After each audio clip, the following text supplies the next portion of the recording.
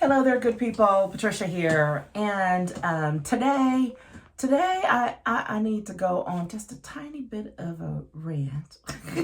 You've been warned, but it is Women's History Month, and there's funny business going on with the women's right to vote in the U.S. So we're going to talk about the importance of making sure that you are actively engaged in retaining your rights as a woman. And if you're not a woman, which would mean you're, male or whatever, that your wives, daughters, mothers, aunts, all of those people, like, why this matters. Okay, so here's the deal. Right now, going through Congress is this little piece of legislation that's not little, and it's the Save America Act, and it's all of those things that's still floating out there that that there are people who are voting illegally, and so we have to hunker down on that. I'm not going to get into all that because all of that has been researched heavily for years and proven to be not to be true, that they're minuscule, which means very, very, very, very tiny episodes of voter fraud across the country. All right. So we're not going to touch that. Go do your research. And there are these other things that are listed there that, quite frankly, are not related to, some of them are not related to the voting issues. But here's the one that we really want to get to. The one we really want to get to is this whole little performance that you have to go through, that you would have to go through in order to make sure that you could vote if this were to pass. And that is providing proof of citizenship when you go to vote. Now, we all have jumped through the hoops of making sure we have the real ID, right? So all of that went into effect, what is that, a couple of years ago? And you can't get onto a plane without a real ID, without providing some, without a whole bunch of other stuff. So all of that's been done. So you can't get on a plane. There's other things you can't do if you don't have this real ID that everybody has jumped through all these hoops to do, including currently being able to vote with your real ID. And, you have your, voter registration card, but that ID is really the thing, right? You have your card, all of that. However, that would no longer be sufficient. Your real ID that has been validated by your state and the feds previously to make sure that you could fly all over the country, and all of that would no longer be sufficient on its own. You would have to provide additional proof of your citizenship. And for most people, that would mean your birth certificate and or a passport. And the passport, another form of ID, would work because you have to provide your proof of citizenship in order to get the passport, right? So that's one. However, it's not free, and the cost is not minimal. It's upwards of a couple $100, depending on if you get some expedited or whatever. But most people don't travel internationally, so most people don't have a passport, right? Most people in the U.S. do not have a passport. So that would be an additional cost. And while people are like, oh, well, that's not that big a deal, that's not that much, it is when it comes time to the time that has to be taken, all the things you have to do to get the passport. You have to pay for it. So for some folks, $200 is groceries for the week, especially in this economy. And it's not a priority because they don't travel.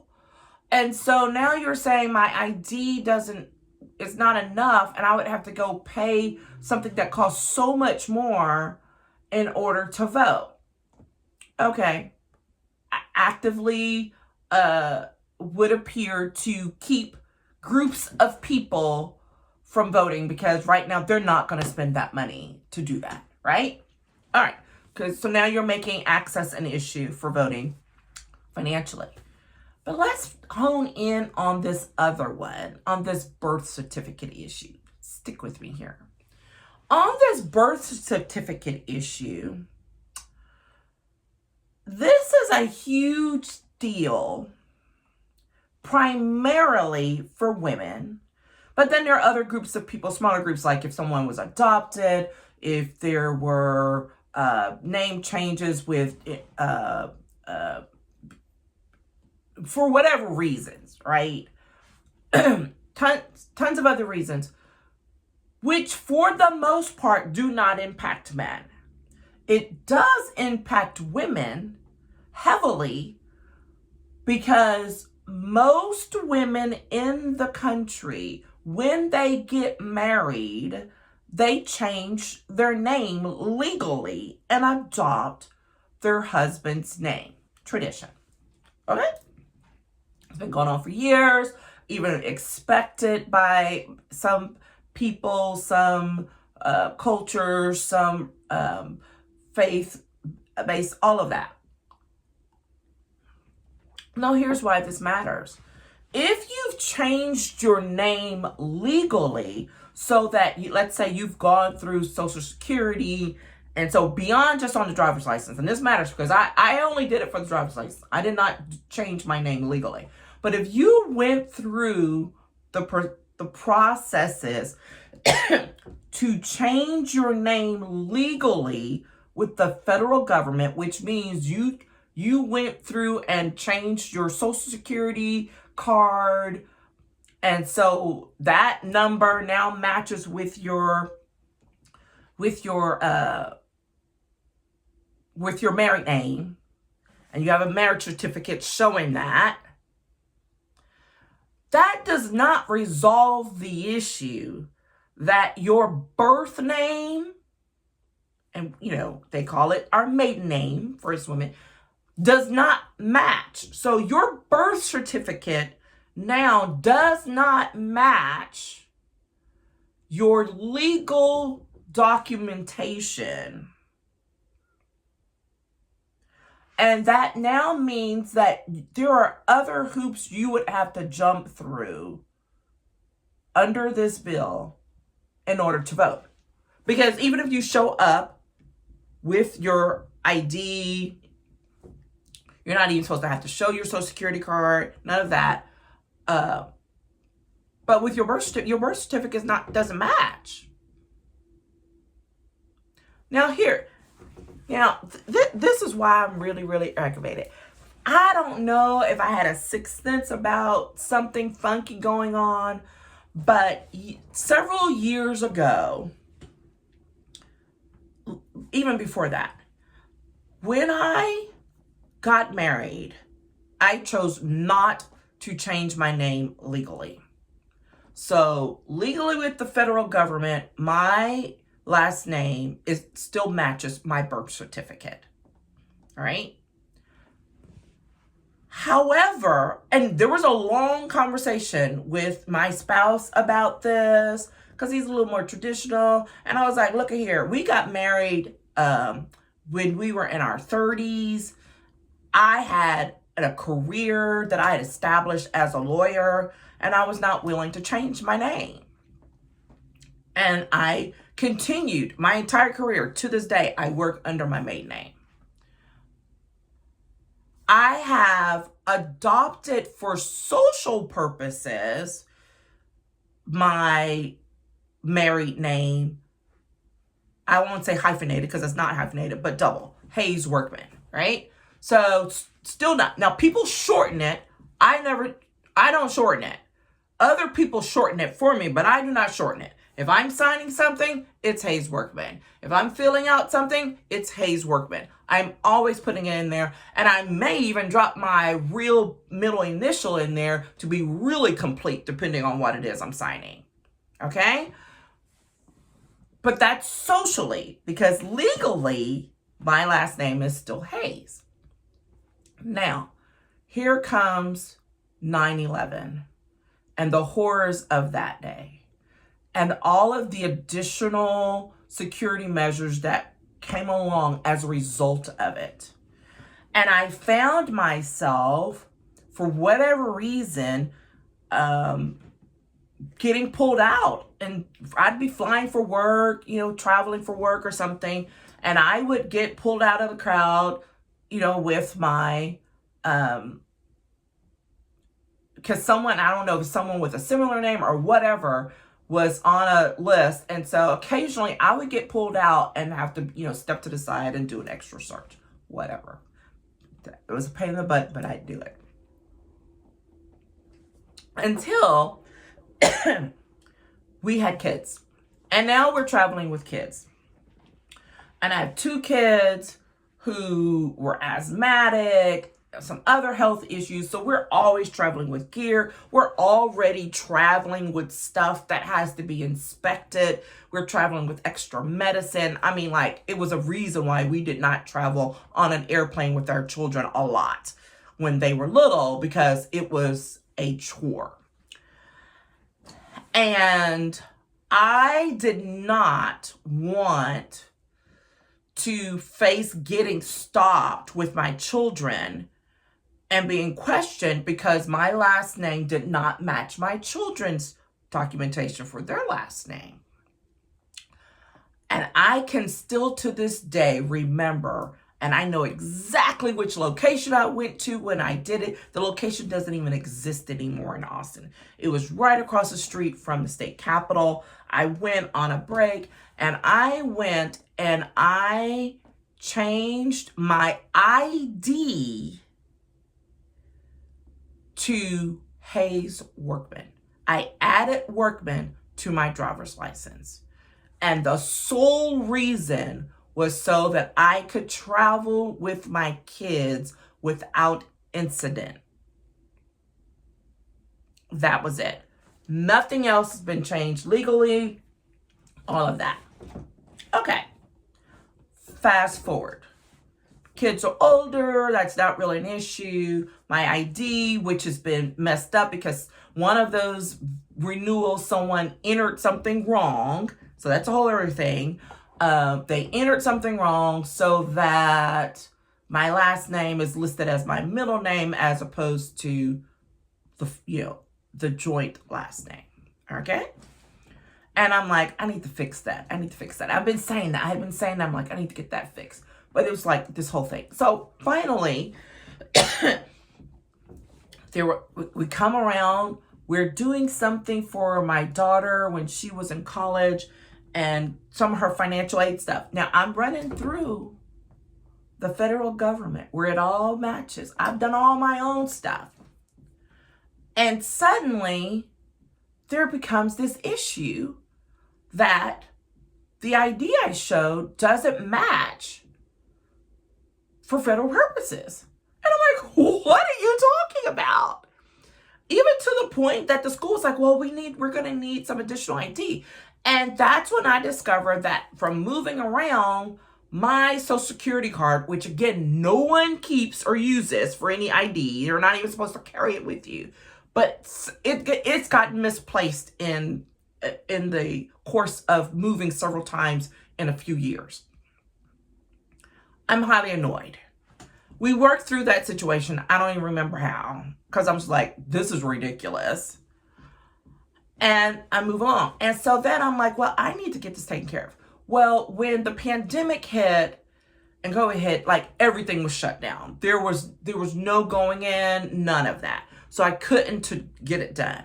And now we're just progressing. And so now when things start opening back up, then the feds have these I'm hearing stories about these long waits.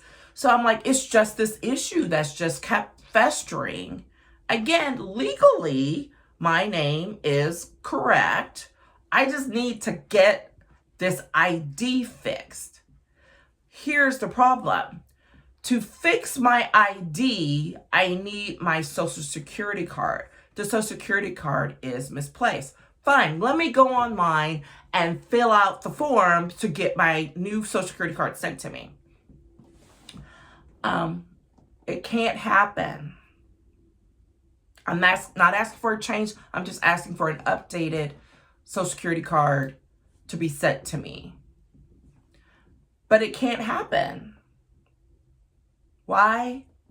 Because the ID, the real ID that I've now been working and traveling under, it doesn't match. The ID doesn't match what's on file. So that now means I have to go in physically to prove who I am, which now means carry my birth certificate, whatever the things, all the stuff.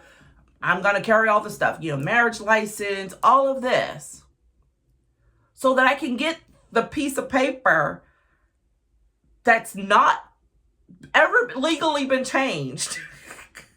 So I can get it, so I can get my ID fixed.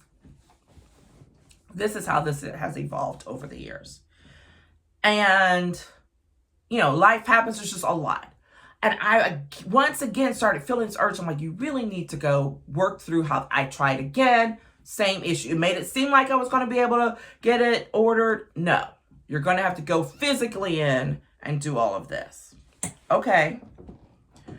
However, the federal offices, remember, the hours have been shortened. There are fewer people.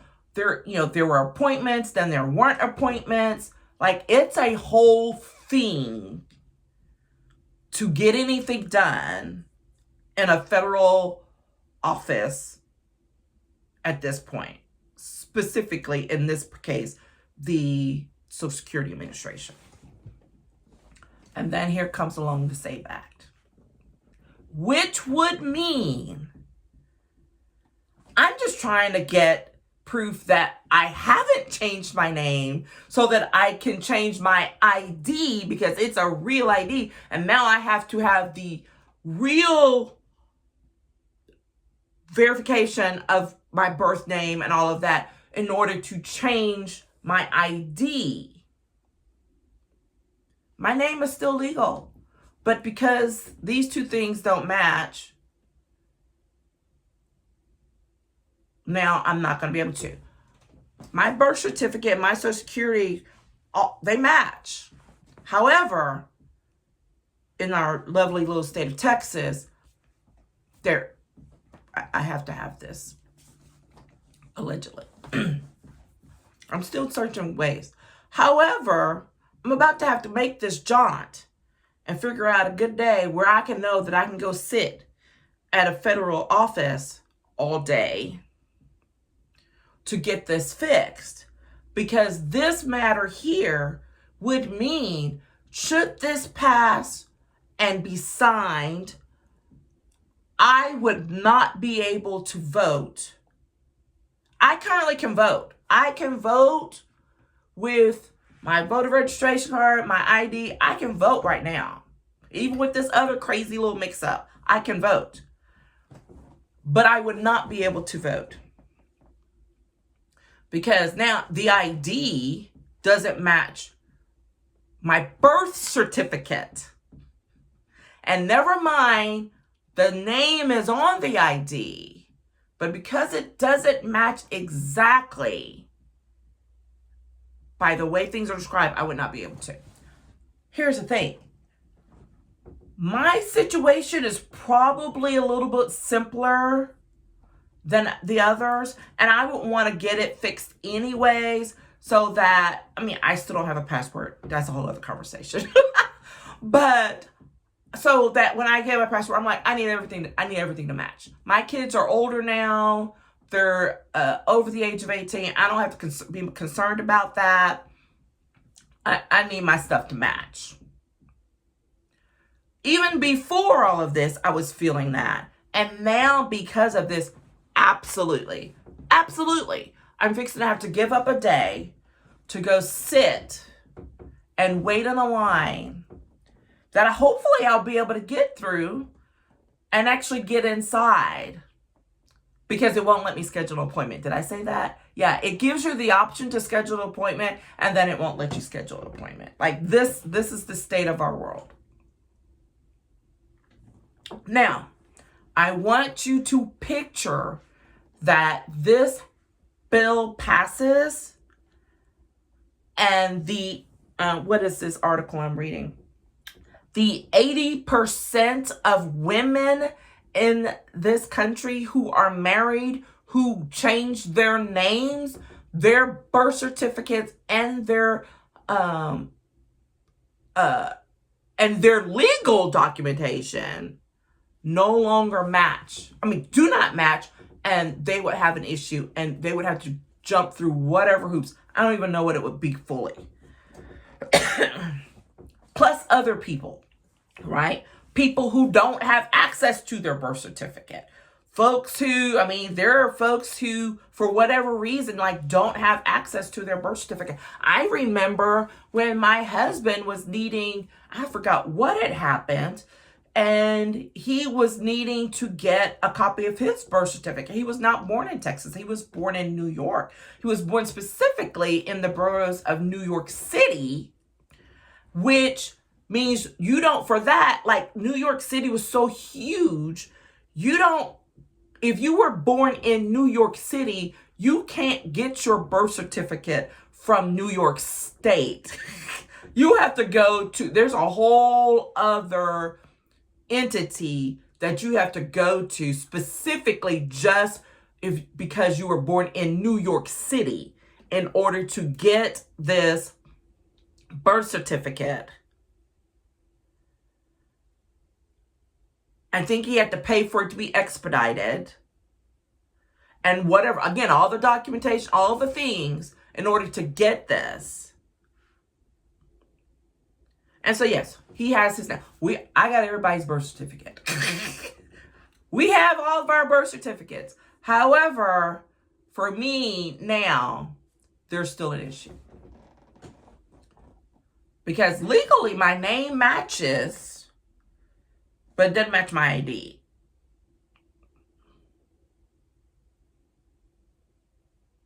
And I don't know, would I be okay to vote?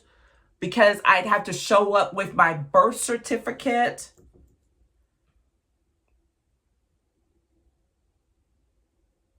Because legally, my stuff matches. I don't know. But for those whose stuff legally don't match, that's a whole other ball of wax. So, couple of things. Is the Social Security Administration going to be prepared to do whatever it's going to take for all of these changes that people are going to be trying to do? Is the folks who are in charge of passports going to be able to handle the rush on the system to do all that? I doubt it. Because remember, so much of our federal government has been destroyed. I mean, there's no other words to it. Not minimized, like destroyed. And what's going to happen? People aren't going to be able to get it. All of this stuff is going to be delayed. All the things which ultimately leads to not being able to vote. And that's where I was headed. All of that, so that, which would mean that women who have been voting for years, these are just the folks who have been voting, potentially would not be able to vote as early as the November 2026 election. So I don't care if you consider yourself a political person or not. Here's the reality. If you've been voting and you're married, you may not. If you've been voting and you have had some type of name change for whatever reason, you may not. If you don't have access to your original birth certificate, because copies are not allowed, if you don't have access to your original birth certificate, you may not be able to vote. That's not even talking about the folks who could vote already, but don't. And now there's a whole other hoop to jump through? Are you kidding me? So I'm just saying, right here today in Women's History Month, that women, we got some work to do. And that is absolutely putting pressure on our elected leaders. You know, I don't have much hope for my current senators. That's just a whole other conversation. I have so many words for that, especially being in the work that I've done for so many years. It's just sad. And we have to press forward. And you have to take whatever action you need to in order to be ready. For me, it means going down and trying to rectify this before it goes into place. God forbid that it should, because I can. Like, I should be able to get my situation fixed before it goes into play. However, there's no guarantee, because we're working with the current federal government administration where things move a little slow when they want it to versus very quickly, which is how this bill's going to get handled if it should. And so all that to say, I don't care what your political leanings are, this is going to affect you. It's going to affect people in your family. So this piece is going to affect everybody. Men, it's going to affect your wives, your mothers, your daughters, your sisters. I don't care whether you're a DNR or not, or independent. It doesn't matter. It's going to affect everyone. And so this is something that is worth addressing and taking care of, because regardless of what your political beliefs and leanings are, and trust me, I have opinions about some of these things, but that doesn't mean I don't think you should be able to vote. We should all be able to vote our conscience, or the lack of one. But that is the rights we've had and people have fought hard for in the United States. And doubly for me, hello, I'm a Black woman. So this is doubly important for women of color, Black women in particular. So I'm just saying that you might want to go do your homework. And you also might want to go prepare, because even if it doesn't happen right now, like, there's going to be funny business, and you just want to be prepared to address whatever you can, however you can. Be aware. Wake up, quit pretending that this stuff doesn't matter, that, oh, it's all just going to blow over. Well, yeah, maybe in a while, but it's going to be a hot mess before it gets there. And I don't get into a lot of public political discussions. I have most of my political discussions privately because I spent many years working for public officials. So literally, unless I was designated to speak on a particular issue, that was not my role, and we weren't expected to. But I don't work for any of those people anymore. I don't work for any of those people. I don't work in that arena. And this is a matter of upholding voting rights and democracy for almost half of the people in the country. I'm talking to you, ladies. You should care about this. Go do your research. Go do your homework. Do not believe the sound bites. Do your research. Find a legitimate service, because what comes out of some of these politicians' mouth is not the whole truth. It's really scary when there are partial truths and it's just good enough for you to believe, and only to find out that it's not. Do your homework. Because this is a huge matter. And if you want to live and work and be more empowered as a woman in this world, then you have to take leadership and ownership over the things that affect you. And I'm not just talking about voting right now. I'm talking about all the things. And it's a journey, right? It can seem easy to get overwhelmed. However, it matters. I lean in heavy on a lot of this stuff because it matters for my daughter. I can care about all the other people out there. Forget all that. It matters for me. It matters for my daughter. It matters for my sister. It matters for my niece. It matters for those that I care about and that are close to me. And so therefore, I'm going to share as much as I possibly can. So that's my own little personal story about how this whole thing is a hot mess and how I'm going to have to rectify something that I've been dealing with. It's not that I've been unaware. It's just had not come to the head that it has come to now. And now it's like, oh no, this has got to be taken care of. But what about those who can't?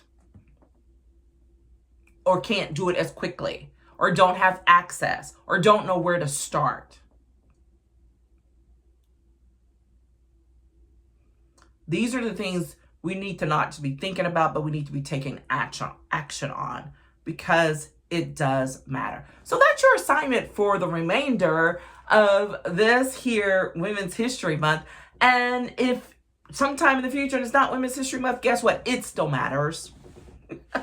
Think about whatever that situation is and where there's an issue of women's empowerment being under attack, and think about what it is that can be done right now, right then, in that moment to move forward. Okay?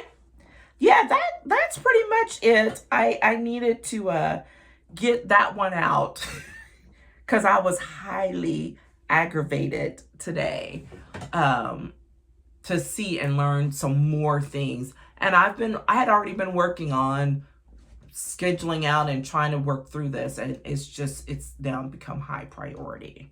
Right? All right. So again, my name is Patricia. I help women, professionals, and entrepreneurs to empower their growth so that they can pursue their lives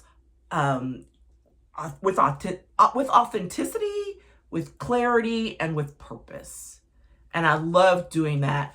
And covering all those things as professionals that they get faced with, which also includes personal issues and political issues that affect their ability to operate as empowered women in these times. All right, that's it. Make sure to hit the thumbs up and the subscribe. I jumped straight in and forgot to say that. Please make sure to hit the thumbs up and subscribe. And remember that celebrating yourself is an act of empowerment. It is a power move, and I'm encouraging you to do that today. Take care.